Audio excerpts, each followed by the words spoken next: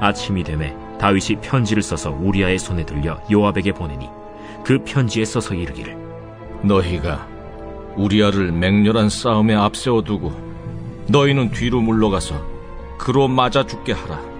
요압이 그 성을 살펴 용사들이 있는 것을 아는 그곳에 우리아를 두니 그 성 사람들이 나와서 요압과 더불어 싸울 때 다윗의 부하 중 몇 사람이 엎드러지고 헷사람 우리아도 죽으니라. 요압이 사람을 보내 그 전쟁의 모든 일을 다윗에게 보고할세 그 전령에게 명령하여 이르되 전쟁의 모든 일을 네가 왕께 보고하기를 마친 후에 혹시 왕이 노하여 네게 말씀하기를 너희가 어찌하여 성에 그처럼 가까이 가서 싸웠느냐? 그들이 성 위에서 쏠 줄 알지 못하였느냐? 여룻베셋의 아들 아비멜렉을 쳐 죽인 자가 누구냐? 여인 하나가 성에서 맷돌 윗짝을 그 위에 던지매 그가 데베스에서 죽지 아니하였느냐? 어찌하여 성에 가까이 갔더냐 하시거든 네가 말하기를 왕의 종 햇사람 우리아도 죽었나이다 하라. 전령이 가서 다윗에게 이르러 요압이 그를 보낸 모든 일을 다윗에게 아뢰어 이르되 그 사람들이 우리보다 우세하여 우리를 향하여 들로 나오므로 우리가 그들을 쳐서 성문 어귀까지 미쳤더니 활 쏘는 자들이 성 위에서 왕의 부하들 향하여 쏘매 왕의 부하 중 몇 사람이 죽고 왕의 종 햇사람 우리아도 죽었나이다. 너는 요압에게 이같이 말하기를 이 일로 걱정하지 말라. 칼은 이 사람이나 저 사람이나 삼키느니라. 그 성을 향하여 더욱 힘써 싸워 함락시키라 하여 너는 그를 담대하게 하라. 우리아의 아내는 그 남편 우리아가 죽었음을 듣고 그의 남편을 위하여 소리내어 우니라. 그 장례를 마침에 다윗이 사람을 보내 그를 왕궁으로 데려오니 그가 그의 아내가 되어 그에게 아들을 낳으니라. 다윗이 행한 그 일이 여호와 보시기에 악하였더라. 예, 이제 오늘 본문의 말씀은 다윗의 명령, 빨리 집에 들어가서 아내와 맛있는 음식을 먹고 쉬어라 라고 하는 이 다윗의 명령을 끝까지 거부하고 나는 내 신하들이, 내 동료들이 전장에서 치열하게 전쟁을 하는데 절대 그럴 수 없습니다 라고 하며 왕의 명령을 거부했던 이 우리아를 다윗이 이제 이렇게 해서는 안 되겠구나 하고 새로운 전략으로 결국 그의 목숨을 앗아가는 범죄죠. 범죄, 왕의 권력에 의한 범죄를 저지르는 그런 일들을 이제 다루고 있습니다. 사실 우리아는 왕이 그렇게 얘기해서 이제 집에 가서 쉬라고 했지만 그렇게 하기를 거부하고 이제 왕궁 문 앞에서 이제 자고 부하들과 함께 있게 되죠. 근데 아마도 그러는 와중에 우리아가 왕궁에 떠도는 소문을 들었을 가능성도 있었을 것이라고 생각이 듭니다.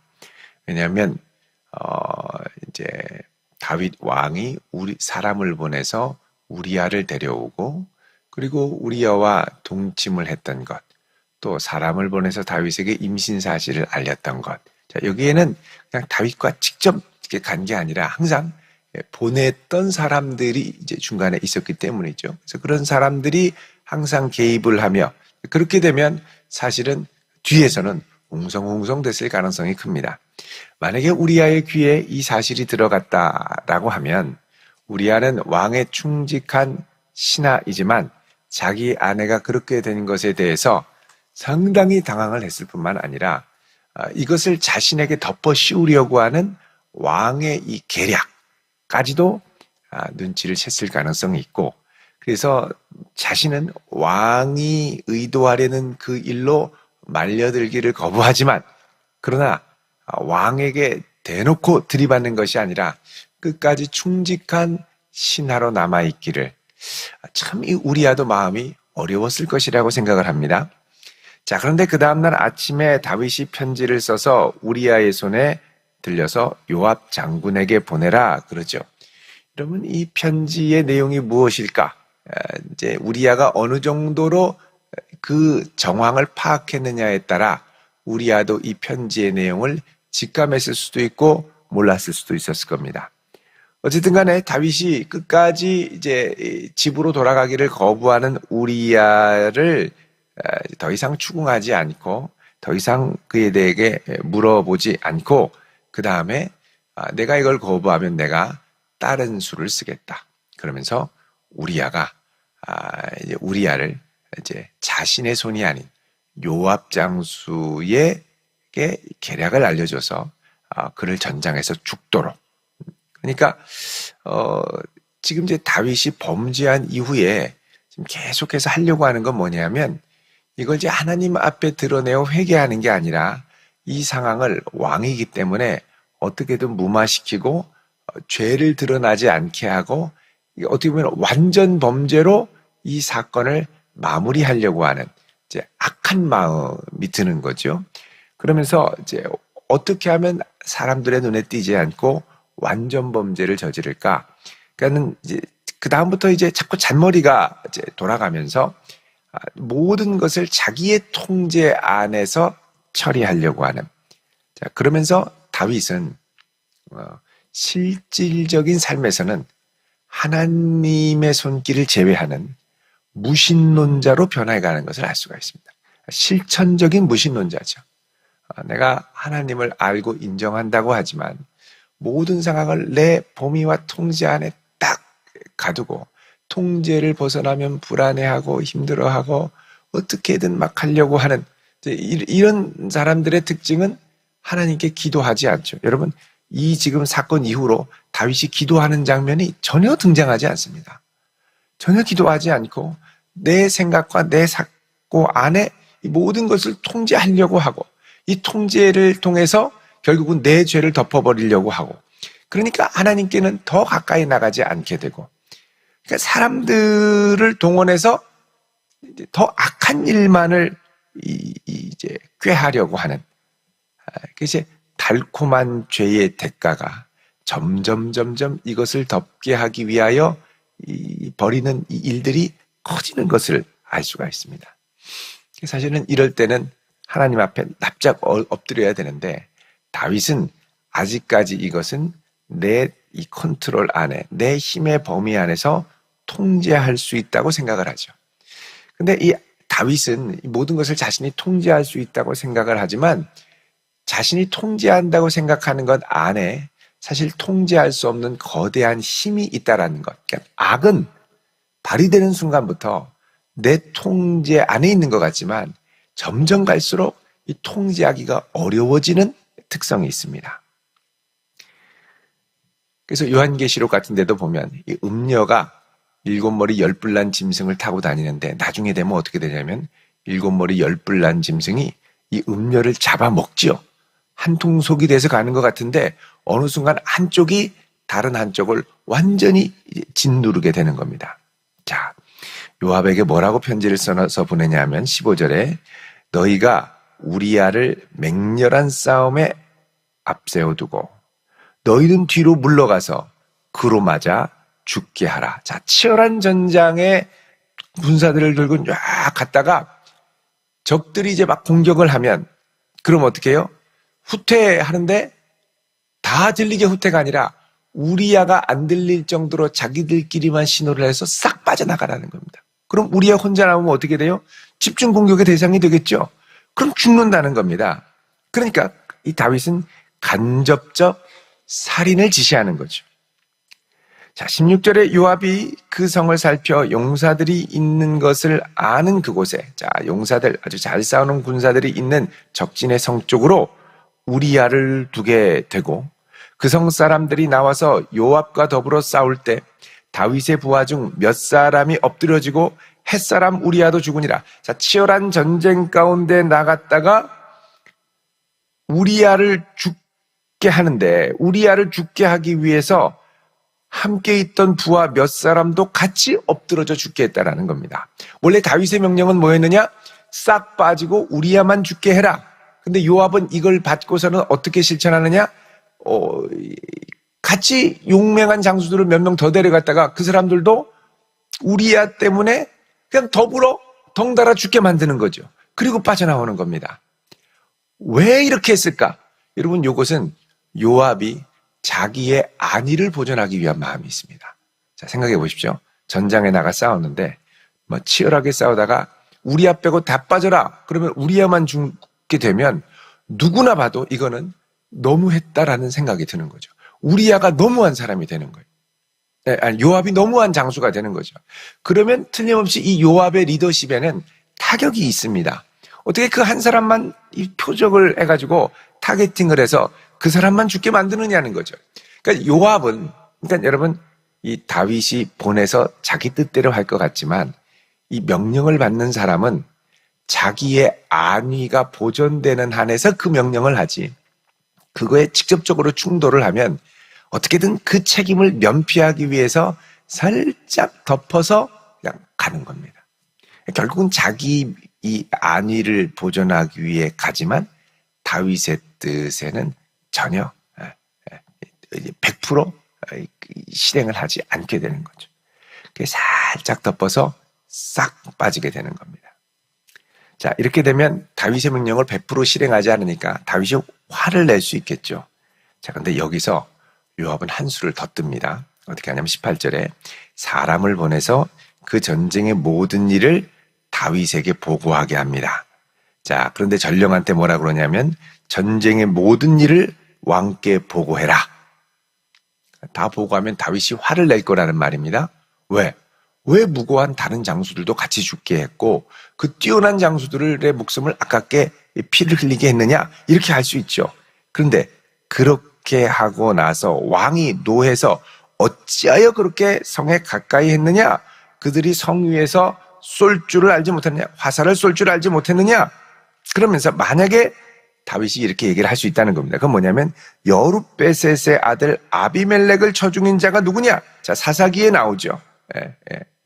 기드온의 아들 아비멜렉인데 이 아비멜렉은 말 그대로 내 아버지가 왕이다 이런 뜻인데 사사인데 왕처럼 군림을 하다가 형제 70명을 죽이고 막 이 성들을 막 위협하고 하다가 성 위에서 한 여인이 이제 힘없는 여인이 맷돌, 곡식 까는 맷돌 돌짝을 밑으로 확 던졌는데 거기에 맞아서 죽었죠. 그 얘기를 하거든 내가 말하기를 왕의 종 햇사람 우리야도 죽었나이다 이렇게 얘기하라는 겁니다.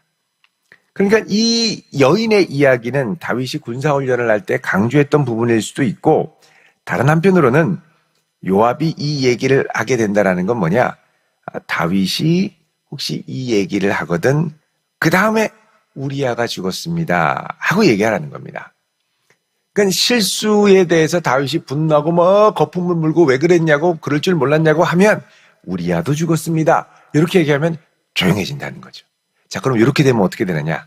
주변에 있는 신하들이 다 보는 앞에서 다윗이 우리아의 죽음을 노렸구나 하는 걸 알게 되고 그것은 밧세바의 간음 사건을 모든 사람 앞에서 인정하는 꼴이 된다는 거죠. 3번이나 가라고 했는데도 안 가고 이랬더니 결국은 가서 죽었게 만들었구나. 이거를 딱 보면 안다는 겁니다. 자, 이 말은 뭐냐? 요압이 이 메시지를 던졌다는 것 자체가 나는 당신이 지금 뭘 하려고 하는지 알고 있어요. 왕, 당신이 지금 노리려고 하는 게 뭔지 압니다. 나는 당신이 하려는 게 뭔지 알고 있어요. 화내지 마세요. 나도 내 안위를 보존하려고 이렇게 한 거니까 당신이 원하는 대로 결국은 했으니까 화내지 마세요. 라고 얘기하는 거죠. 자, 그러면 다윗은 여태까지 사람을 보내서 자기 명령대로 하면 다 통제가 되는 줄 알았습니다. 근데 보냈는데 이 사람들이 이 왕의 악을 알고 그 왕의 악을 실현하면서도 자기의 안위를 보존하는 한에서 하는 거죠. 그러면서 왕의 악을 알고 어떻게 하냐? 왕의 악을 빌미로 잡고 당신이 얼마나 악한지 알고 있으니 나한테까지 이렇게 하면 나도 가만히 안 있을 거예요 라고 하는 간접적인 위협과 협박을 하게 된다는 거죠. 그러니까 지금 요압이 다윗의 명령을 받는 입장이지만 이 악한 명령이 자꾸 내려질 때마다 이 요압은 다윗에 대한 또 다른 형태의 악한 통제력을 더 확보하게 됩니다. 이게 이제 악이 갖는 특징이죠. 선한 명령을 할수록 선한 다윗의 영향력이 확대되지만 악한 명령을 내릴수록 이 악에 대한 통제력을 상실하게 되는 게 다윗이고, 오히려 그 악한 다윗을 더 통제하고 쥐고 흔들리는 권세가 요압에게 역전돼서 가더라는 겁니다. 참 묘한 이 악의 특징이 여기서 등장을 하죠. 자, 이렇게 해서 보냈더니 22절에 전령이 가서 다윗에게 얘기를 합니다. 뭐라 그러냐면 23절에 그 사람들이 우리보다 우세하여 우리를 향하여 들로 나오므로 우리가 그들을 쳐서 성문 어기까지 미쳤더니 활 쏘는 자들이 성 위에서 왕의 부하들을 향하여 쏘매 왕의 부하 중 몇 사람이 죽고 그 다음에 바로 이어서 왕의 종 햇사람 우리야도 죽었나이다, 이렇게 얘기를 합니다. 자, 이거 보면 이 전령은 요압이 했던 말을 그대로 옮기지 않아요. 화를 내면 우리야도 죽었습니다, 이렇게 얘기하라고 했는데, 그럼 완전 공개망신이거든요. 근데 이 사람은 공개망신을 당하지 않도록 그냥 몇 사람이 죽었는데 우리야도 죽었습니다, 이렇게 얘기를 하는 거죠. 합쳐서 이 말은 뭐냐? 여러분, 여태까지 전령들이 다윗한테 와서 소식을 전했습니다. 예를 들면 사울왕이 죽었나이다, 그리고 사울왕의 아들인 이스보셋이 죽었나이다, 그리고 막 목까지 베가지고 가져왔죠. 근데 그렇게 가져왔던 전령들은 어떻게 됐습니까? 다윗이 다 죽여버렸습니다. 그러니까 전령도 가가지고 말 한마디 잘못하면 그냥 목이 날아가는 거예요. 근데 이 상태에서 내가 가서 왕이 부르륵 했는데 우리야도 죽었는데요, 그럼 가만히, 완전 망신이잖아요. 불안한 거죠. 내 목도 달아날지 모르겠다. 그러니까 이 전령도 요한 밑에서 이렇게 있다 보니까 이런 걸 배운 거예요. 그러니까 이게 정치 역학과 두려움과 염려를 배우면서 자칫하면 내 목도 날아가겠다. 날아가면 큰일 나잖아요. 그러니까 자기의 안위를 보호하기 위해서 보고를 하는데 그냥 일사천리로 가서 그 밑에까지 가서 화살을 쏴서 죽었는데 장수들이 죽고 우리야도 죽었네요, 이렇게 하면 다윗이 막 화를 내다가 우리야가 죽었어, 그리고 그냥 자 넘어갈 수 있겠구나. 다 머리를 쓰는 거예요. 머리를 쓰는 거예요. 자, 이렇게 말하니까 다윗이 뭐라 그럽니까? 바로 화를 낼 틈도 없이 이 일로 걱정하지 말아라. 칼은 이 사람이나 저 사람이나 삼키느니라. 이 전쟁에서의 격언이죠. 전쟁에 치열한 칼 가운데 있으면 이 사람도 죽을 수 있고 저 사람도 죽을 수 있다, 이렇게 넘어가더라는 거예요. 자, 여러분, 다윗이 여기서 말할 때 이 일로 걱정하지 말라, 25절에 칼은 이 사람이나 저 사람이나 삼키느니라 그러죠. 이 일로 걱정하지 말라, 이 말은 직역을 하면 어떻게 되냐면 이 일이 내 눈에 악하지 않도록 하라, 이런 말입니다. 이 일이 내 눈에 악하지 않도록 하라. 별거 아니니까 넘어가라 그러죠. 그러면서 그 성을 향하여 더욱 힘써 싸워 함락시키라. 너는 그를 담대하게 하라. 자, 이렇게 함으로써 완전 범죄가 이루어지는 겁니다. 다른 사람들은 거의 눈치채지 못하고 소수의 사람, 요압, 그리고 이걸 눈치챈 전령, 요 정도 선에서 끝나는 거죠.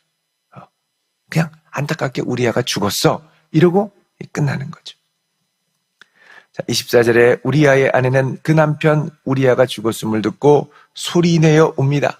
적어도 우리야는 의인이었다는 걸 아는 거죠. 밧세바의 이 후에 안타까움, 슬픔이 있었습니다. 자, 장례를 마치자 27절에 다윗이 사람을 보내 그를 왕궁으로 데려왔다. 이제 유부녀를 그냥 데려온 거예요. 아내로 삼은 거죠. 물론 이전에 그랬던 적도 있습니다. 아비가일, 미련한 자 나발이 죽자마자 바로 왔죠. 근데 여기서, 근데 나발은 악한 사람입니다. 미련한 사람. 그래서 아비가일은 남편의 죽음에 대해 그렇게 슬퍼하지 않았습니다. 미련한 자 나발. 근데 여기서는 슬퍼했죠. 그리고 나서 데려왔고 다윗의 아내가 되고 아들을 낳았다. 거의 완전하게 범죄가 가려지고 넘어가는 것 같았습니다. 다윗의 그 말이 있었죠. 25절에 이 일로 걱정하지 말라. 직역하면 뭐라고 그랬습니까? 이 일이 내 눈에 악하지 않도록 해라. 사람들의 눈에 보일 때는 악해 보이지 않는 거예요. 그냥 자연스럽게 넘어간 거죠. 근데 이 완전 범죄 같은 이 일에 대해 하나님은 뭐라 그러십니까? 오늘 보면 마지막 절 27절 끝에 보면 다윗이 행한 그 일이 여호와 보시기에 어땠다고요? 악하니라.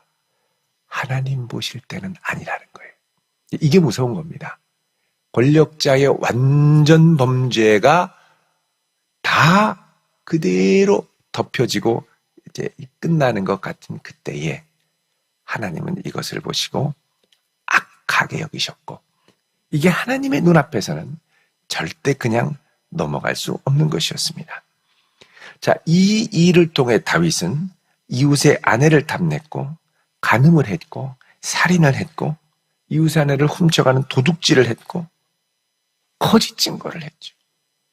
그러니까 이 실질적인 무신론자가 되면서 10계명의 절반을 완전히 다 연달아서 어긴 겁니다. 자기도 모르게 연달아서. 그러니까 죄를 한번 짓기 시작하면 연달아서 이것저것 이 죄의 영향력이 연쇄사슬처럼 막 퍼져나가는 걸 알 수가 있습니다. 결국 내가 볼 때는 괜찮아 보이는 게 하나님 보실 때는 전혀 그렇지 않다라는 게 드러나게 되죠. 여러분, 이 모든 상황이 어렵고 힘들 때 자꾸 이걸 내가 어떻게든 무마해서 넘기려고, 이 통제하려고 할 때, 이때가 사실은 가장 큰 위기입니다. 빨리 회개하고 주 앞에 나와야지. 이걸 내가 어떻게든 막 메꾸려고 하다 보면은 나중에 되면 빠바바방 다 터지게 되죠.